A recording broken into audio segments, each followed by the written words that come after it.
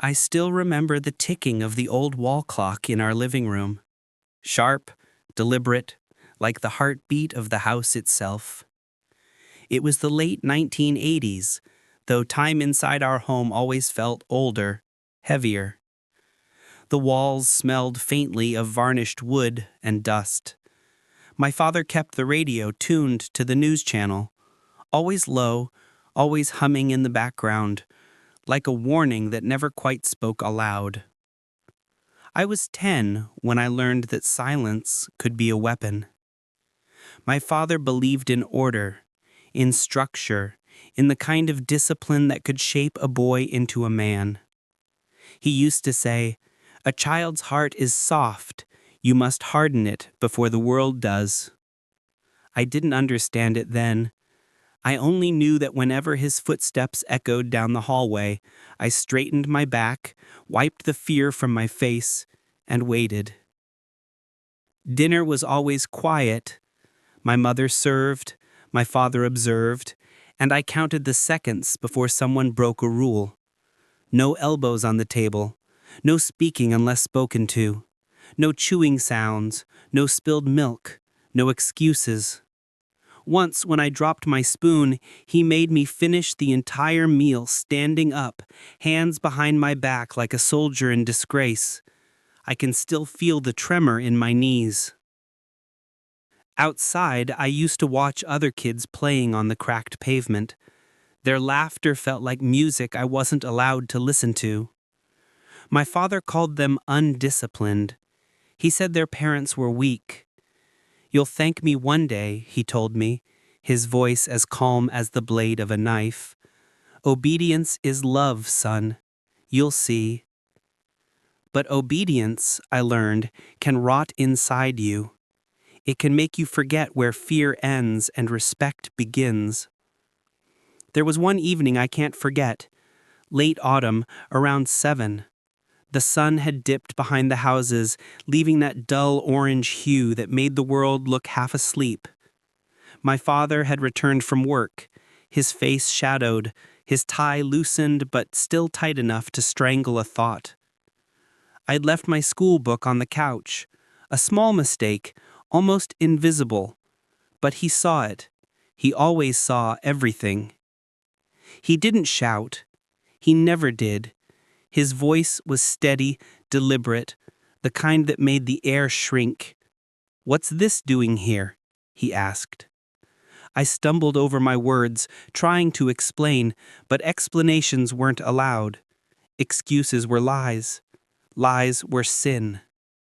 He told me to stand still, eyes forward. My mother watched from the kitchen doorway, her hands trembling but her mouth sealed shut. I wanted her to stop him, to speak, to do anything, but silence was her form of survival too. He lifted the wooden ruler from the drawer, the same one he used when I couldn't remember my multiplication tables. It was polished, smooth, and cruelly thin.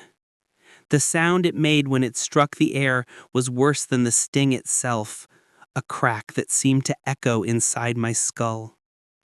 He struck once, twice, 3 times. Each time he paused, waiting for me to break. But I didn't. I couldn't. Crying was weakness. Weakness brought more punishment. So I stood there biting my lip until I tasted blood. After it was over, he placed the ruler neatly back in its drawer, straightened his tie, and said, "Now you'll remember." That night, I did. I remembered everything. The smell of leather, the faint hum of the radio, the way the light flickered across the wooden floor like it was ashamed to stay. I remember lying in bed, staring at the ceiling fan turning slowly, and wondering what it would feel like to be free. To live in a house where love didn't sound like commands, where fathers didn't measure affection in obedience.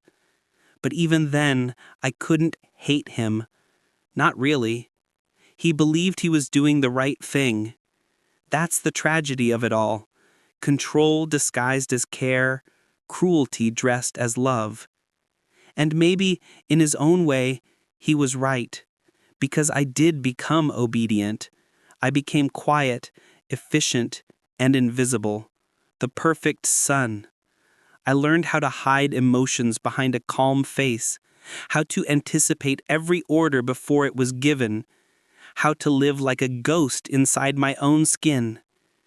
It wasn't until years later that I understood the price. The rules didn't just shape me, they broke me. I turned 13 the year my father bought a new belt. He didn't say it was for me, but he didn't need to. It hung in the hallway closet, looped perfectly on the hook beside his work jacket. Black leather, wide, heavy, still smelling of the store. I remember the first time I saw it, the faint reflection of light tracing its length like a snake waiting in the dark. By then, I had learned how to predict his moods.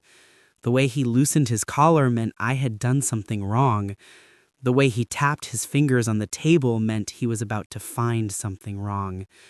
Even silence became a warning. In that house, everything meant something. My teenage years weren't marked by birthdays or summers, only by lessons. Lessons in restraint. Lessons in how to breathe without noise. How to sit with perfect posture even when my body wanted to fold in on itself. My mother grew quieter with every passing year. Her eyes were always tired, always looking somewhere I couldn't see. Once, I asked her why she never said anything when he punished me. She looked at me for a long time, then whispered, "Because if I speak, he'll start teaching me too." It was the kind of answer that makes a child stop believing in safety. At school, I was invisible. Teachers praised me for my manners. Classmates called me the robot. I didn't laugh. I didn't fight back. I followed the rules even when no one cared if I did. That's what my father had trained me for. Obedience that outlived reason. But something inside me had begun to stir. Small at first, like a flicker under glass. It was the age where you start to feel the pull of your own will, the urge to say no, just to see what happens. It started one evening in spring. I had left my shoes by the front door, not in the closet as I was supposed to. My father came home, saw them, and called my name with that tone that made the air thicken. "Did I not teach you how to keep this house?" he asked, holding one shoe in his hand like evidence. "I was going to put them away," I said softly. He stared at me, his eyes narrowing. "Going to? You think the world rewards intentions?" I didn't answer. Something in me refused to bow this time. I looked at him, not down, not away, but directly. That moment felt like a crime. His face changed, not angry, but something colder, controlled disappointment. He reached for the belt from the closet, the one I'd feared for months. The sound of the leather sliding through the metal loop carved into my bones. "Hold out your hands," he said. My throat tightened. I wanted to say I was sorry. I wanted to beg. But the words caught behind my teeth. I just stared. He took one step forward. "Do as you're told." My mother's voice came from the kitchen, faint, trembling. "Please, not tonight." He didn't even turn. This is between a father and his son. I felt the air leave my lungs. My hands came up, shaking. The belt came down. Once, twice. I didn't cry. Not because I was strong, but because I didn't want to give him the satisfaction. Every strike echoed in the room like punctuation, marking the end of something. Afterward, he said the same thing he always said. "You'll thank me when you're older." That night, I stared at my reflection in the bathroom mirror, the red lines on my skin glowing under the dim yellow light. I looked older than I was, not in body, in spirit, like some part of me had aged 20 years in one evening. That was the first night I wished I could run away. But fear wasn't a cage anymore. It was home. I wouldn't know where else to go. So I stayed. I kept obeying, but something inside me began to change. Quietly, dangerously. I started keeping a small notebook under my mattress. In it, I wrote things I could never say out loud. Questions, thoughts, anger, dreams of walking out that front door and never coming back. It wasn't rebellion, not yet. It was survival. Sometimes I would hear him pacing outside my room at night. Heavy, deliberate steps. Checking that I was asleep, that the house was in order, that everything was still under control. The house felt alive, like it fed on that order. And then one evening, I made a mistake I couldn't undo. He'd left a letter on his desk from his boss, complaining about something he'd done at work. For the first time, I saw that even my father could fail, that even he could be scolded. It felt like the universe had cracked open a little, showing a secret I wasn't meant to see. I folded the letter back exactly as I'd found it. But when he came home and saw it slightly out of place, he knew. He always knew. He called me into the study. The lamp was on, casting long, sharp shadows across the walls. The belt was on the desk beside him. "Did you touch this letter?" I said nothing. His voice softened, too soft. "Answer me." I looked at him, and for the first time in my life, I lied. "No, father." The lie hung in the air like smoke. And in his eyes, I saw it. Not rage, not shock, but disappointment so pure it almost looked like pride. He stood, slowly. "Then the truth will come out the hard way." That was the night the rules stopped being rules and became something darker. I can still remember that night as if the house itself was holding its breath. The smell of coffee drifted from the kitchen, bitter and burnt, the clock ticking too loud on the wall. My father sat at his desk, the lamp throwing a pool of yellow light across the papers. The belt lay coiled beside him, calm, patient, waiting. He asked again, "Did you touch this letter?" I said nothing. My silence was an act of war, though I didn't plan it that way. I was tired of apologizing, tired of flinching at shadows, tired of living in a house that treated mistakes like sins. He stood slowly, the chair scraping against the floor. "You think you're a man now?" I swallowed, my voice barely a whisper. "No, father." He stepped closer. "Then why do you lie like one?" His words hit harder than the belt ever did. There was a sharpness in them, a surgical precision meant to cut something out of me. Pride, maybe. Will. When he raised the belt, I didn't move. I didn't beg. I stood there, rigid, almost detached. The sound echoed once, twice, and by the third I realized I felt nothing. My skin burned, but my mind was somewhere else, drifting, distant, free. It was the strangest thing, to find freedom in pain. For the first time, I saw how small he really was. Not a god, not a monster, just a man, angry, afraid of losing control. When it was over, he left the room, slamming the door. I stood in the silence, my chest rising and falling, my heart pounding not with fear, but with something new, understanding. That night, I couldn't sleep. I sat on the edge of my bed, staring at the window, listening to the wind rattle the glass. I realized the house had become an echo chamber of all his rules, every wall, every object, every breath, a reminder of obedience, and I hated it. The next morning, my mother found me sitting at the table, still in my clothes from the night before. She placed a hand on my shoulder, gentle, trembling. "Please, Daniel, just keep your head down. He's not well." There was a sadness in her eyes, the kind that comes from years of pretending things will get better. I looked at her, and for the first time I asked, "Why didn't you ever stop him?" She froze. Tears welled in her eyes, but she didn't answer.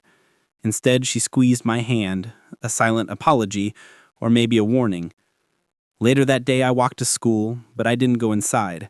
I kept walking, past the fences, the empty lots, the quiet suburban streets lined with identical houses. I didn't know where I was going, only that I couldn't keep going back. But fear is a strange leash. You can walk miles and still feel its pull. By evening, I was standing outside my house again, staring at the light in my father's study. The curtain moved slightly, as if he already knew I was there. Dinner was silent. My mother barely touched her food. My father ate methodically, as if each bite was part of some ritual. Then, without looking up, he said, "You skipped school." I froze. "He got a call," he added, placing his fork down with precision. "You're becoming careless." My throat went dry. I just needed some air. He smiled, that calm, terrifying smile. Air? The world doesn't give you air. You earn it. Something in me snapped. Maybe it was exhaustion. Maybe it was years of swallowed words finally clawing their way out. I looked him in the eyes and said quietly, "Maybe you don't know how to breathe anymore." The table went still. My mother's hand trembled. My father's face didn't move, not at first. Then came that flicker, that slow, dangerous narrowing of the eyes. "What did you say?" I didn't repeat it. I just sat there, silent, my chest heavy but unyielding. He stood up, his chair falling back. The sound was like a gunshot. "Go to your room." I didn't. He took a step closer. "Now." And still I didn't move. It wasn't rebellion, it was surrendered to a truth I could no longer hide. I wasn't afraid anymore. He reached for the belt. My mother cried out, "Please, not again." She grabbed his arm, and for a moment I saw something I'd never seen before. Hesitation. Then I did something that would change everything. I stepped between them.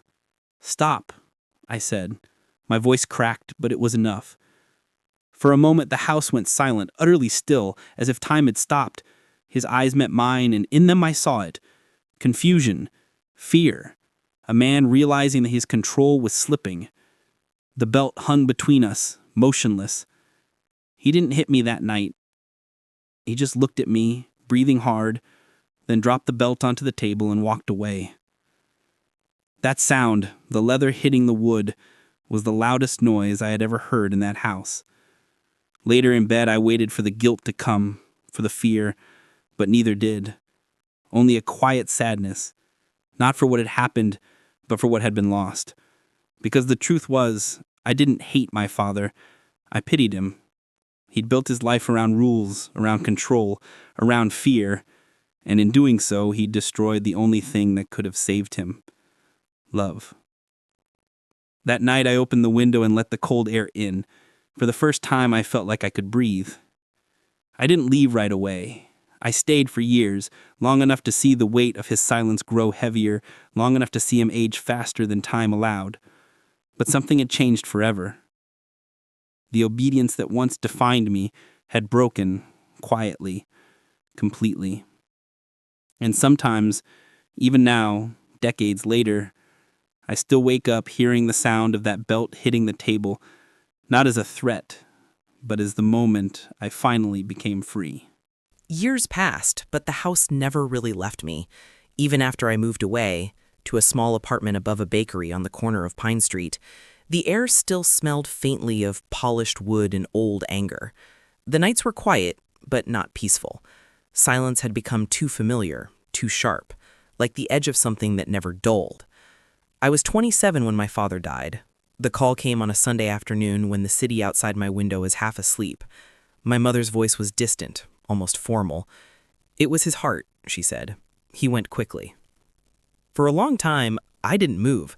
I just sat there, holding the phone, feeling nothing. No tears, no relief. Just an empty hum inside my chest, like the pause between breaths. At the funeral, the sky was gray. That washed out, timeless gray that could have belonged to any decade. The church smelled of dust and candle wax. People spoke in soft tones, saying the usual things. He was a strong man. He wanted the best for you. I stood by the coffin, looking down at his still face. It was smaller than I remembered. The lines around his eyes deeper, the lips thinner, the tension gone. And for a fleeting second, I thought, maybe this is what peace looks like for men like him, only when they stop breathing. When it was over, my mother hugged me tightly. Her hands shook. She whispered, "He loved you, in his own way." I wanted to believe that. God, I did. But love without gentleness is just fear dressed in a softer word. That night I went back to the old house. The same wooden floors, the same ticking clock, though slower now. Dust clung to the furniture like memories refusing to fade. His study was exactly as I remembered. The desk, the lamp, and that old belt still hanging on the back of his chair as if waiting for someone who'd never return. I reached out and touched it. The leather was stiff, cracked with age. My hand trembled, but not from fear, from something heavier. Pity, maybe, or forgiveness trying to find a way in. I sat in his chair, the same way he used to, and for the first time I saw the room through his eyes. The bills, the letters, the endless rules, all pieces of a man trying to control a world that kept slipping away from him. Maybe obedience was never his goal. Maybe it was just his way of surviving the chaos inside his own mind. Still, knowing that didn't erase the scars. In the years that followed, I tried to live differently. I told myself I'd never become like him, never raise my voice, never make fear a language. But trauma doesn't vanish, it mutates. It finds new disguises. In relationships, I learned to keep my emotions locked behind quiet smiles. When someone got too close, I'd retreat. Not because I didn't care, but because closeness felt dangerous, unpredictable. The voice in my head whispered, "Don't say the wrong thing. Don't step out of line." Even as a grown man, I still listened. Sometimes, late at night, I'd hear it, the sound of the belt hitting the table. Not as a memory, but as an echo of who I used to be. I'd wake up drenched in sweat, half expecting to see him standing in the doorway, but the only thing there was the faint outline of my reflection in the window. Tired, older, but still searching for peace. One evening years later, I visited my mother again. The house was quieter now, smaller somehow. She'd aged beautifully, softly, like paper that's been folded too many times but still holds its shape. We sat in the kitchen, sipping tea. The clock ticked just as it used to. She said, "You're so quiet these days, Daniel." I smiled faintly. Guess I got it from him. She looked at me, tears in her eyes. She whispered, "He loved you. You got through him." That night, before I left, I walked one last time into his study. The light flickered softly, catching the dust in midair. I placed the old belt in the drawer and closed it, for good. Standing there, I realized something I'd never dared to admit. I had forgiven him. Not because he deserved it, but because I couldn't carry his ghost any longer. As I stepped outside, the sky had that old golden hue I remembered from childhood evenings, the kind that smelled of burnt sunlight and wet soil after rain. I could almost hear my younger self, sitting in the yard, counting the seconds before being called inside. Back then, I thought obedience meant love. Now, I knew love meant freedom. When I got home that night, I wrote in my journal, something I hadn't done in years. The words came slowly, uncertain, but honest. I was raised to follow rules, not dreams, to speak only when spoken to shrink when challenged. But fear isn't the same as respect. It's just silence dressed as safety. And silence destroys more than it protects. I closed the notebook, feeling the weight lift. Not all at once, but gradually, like fog thinning at dawn. Sometimes, even now, I visit his grave. I bring no flowers. just the quiet truth that I've learned to live with. He taught me how to obey. Life taught me how to unlearn it. And in that unlearning, I found myself.